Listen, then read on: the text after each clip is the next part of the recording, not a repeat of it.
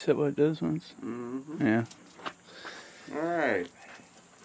So this is part 2 of Nick's interview of me.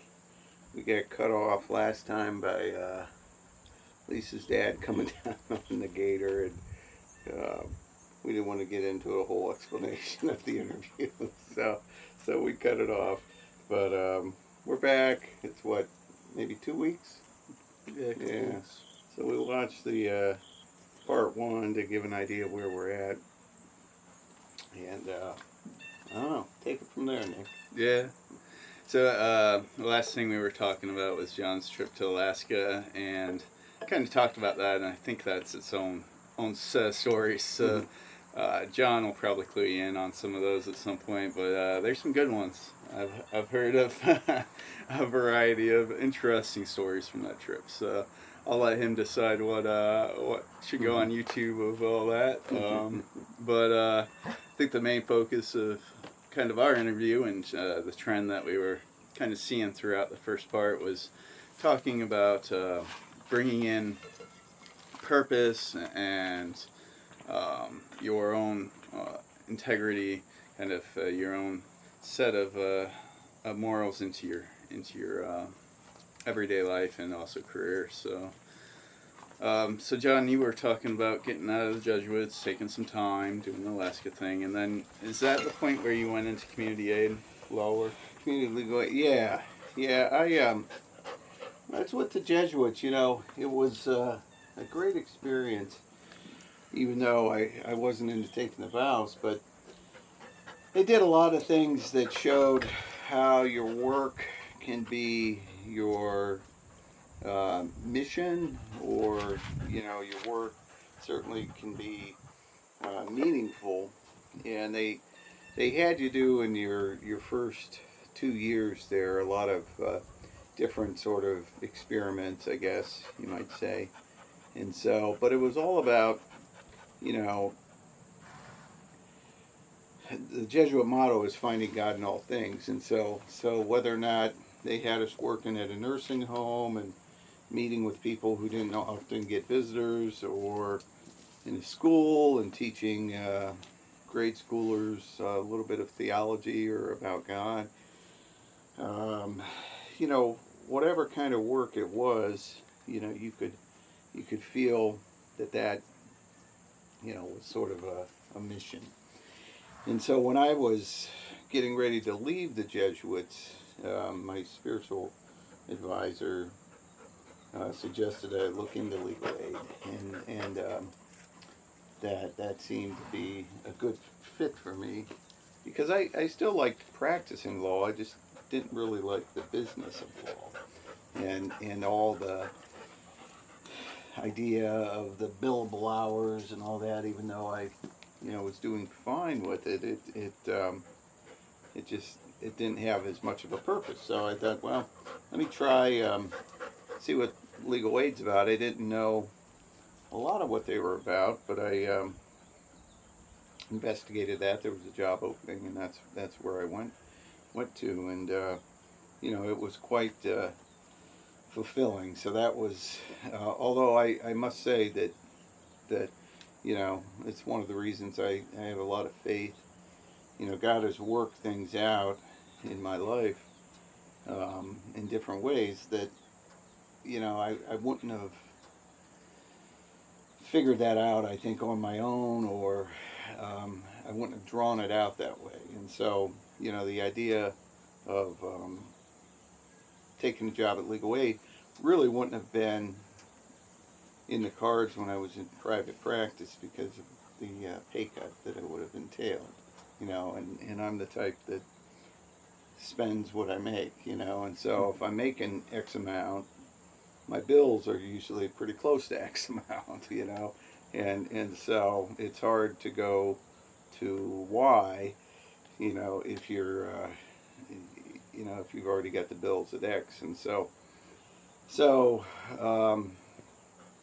I think going to the Jesuits from the law firm I was at allowed me to really have an opportunity to go to legal aid reduced pay. And I remember when I went there, I thought, well, I'll go there for a year, I'll see how it works, leave it in God's hands, and ended up being there. Still technically there, although on leave right now, but it was one of those things that it made it work. And then I think there were different, it wasn't always happy-go-lucky, but I felt fulfilled with the work. Yeah. And that it combined a little bit with my idea of helping people, my idea of mission work, and also was able to use my education and sort of building skill set, I guess. So. Well, Speaking about skill sets, Waddy's just missed one. That's a rare miss. you know what they say, that even monkeys miss branches. Happens to all of us. So you were, before we talk more about your legal career, I think it's interesting you talked about kind of what seemed to be more of a direct relationship with God, or a guidance from a divine source. So is kind of your more like, I guess originally I was thinking about this as being more like a man's search for meaning by himself, but you believe that like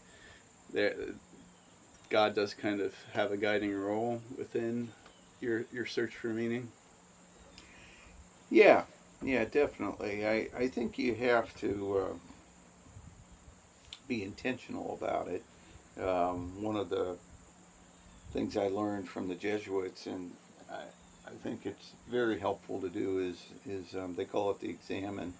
And I did a YouTube video on that, I think, but it's basically where you review your day, say at night, and you look to see where God's light might have presented itself, in your day, and then how you responded to it.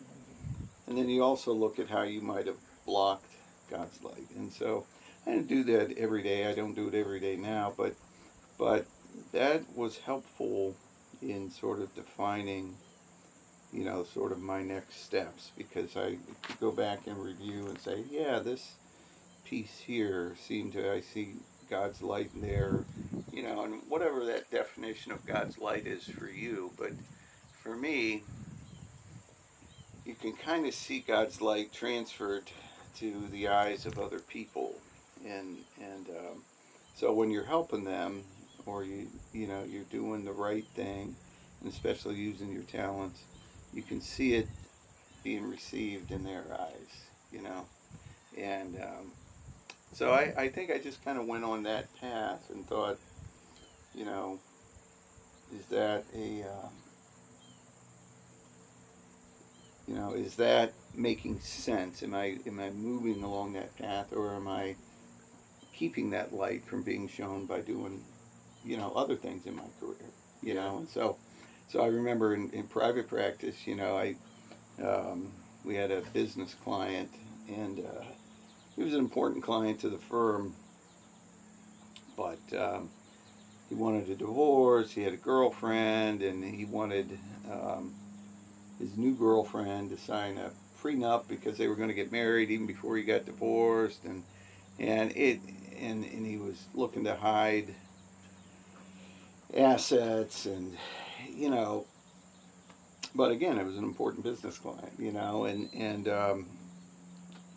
so doing an examine, I could look back and see how maybe I was blocking God's light in some way, because in some ways it was unethical, the situation, and I could look back and say, geez, that really wasn't the right thing. Is that what I wanted to be doing with my career, and I'd have several different moments of that, or the billable hours, the client's calling you crying that they can't pay, and, you're threatening to drop out of their case, and that type of thing. And so those things were helpful in trying to guide me to where you know, to see if I was on the right path, you know. And the last thing I'll say about, you know, one of the cool things about, you know, legal aid work and, you know, still kind of paying off is get to do so many different types of work, you know, to help people, whether it's keeping them housed or keeping their benefits going or, you know, helping them out of a debt situation that, you know, discourages them from continuing on in their job. And you know, one of the first things that I did was helping victims of domestic abuse. And that was really, you know, you figure, geez, you know, if it wasn't me helping them, now we had other attorneys, but for the most part, you know, when I came into legal aid, I was one of the more experienced attorneys there, and I think I really helped with our ability to get like these protection orders with the court. And you know, I think back, and I mean, there were lots of them where, had I not taken that job, you know, would somebody else have done it? Well, you know, there were people there, but it's hard to get people, and so I'm pretty sure that a lot of those victims or survivors, as we call them, wouldn't have got a protection order, got away for their abuser if I wouldn't have taken that job, because I'm not so sure there was enough, you know, other people to fill that role.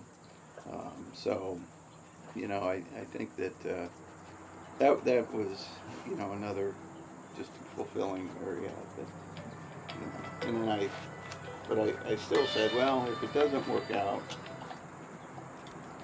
I can always go back to private practice. But the more I did legal aid, the more, I wasn't inclined to do that. That was a long answer. No, I think it was a good answer, and actually it kind of led me into like what I was thinking of before kind of recapping on that God's hand, not God's hand, and finding purpose type of thing was you've worked for 2 different legal aid organizations, right? 2 different. Always the same one. We just represent different. You want to take a minute? Nah, it's okay. We assisted in 8 different counties, and so we had 4 different offices. So maybe it felt like I worked at different ones. I but see. It was still the same, under the same umbrella. I see. It's all legal aid, like created equal, or is it depending where you what part of it you're working in? Yeah, it does really kind of depend on the county because of the funding. Some of the funding is spread evenly, and some of it's based on a particular county. So, Yeah. in a certain county, you might have more funding to do this type of work, and so you can do more or better work there because you got more resources. Yeah. It's kind of what it's, so, oh my gosh. Okay. Popular. All right, I better take the call. Take a minute. You want to hit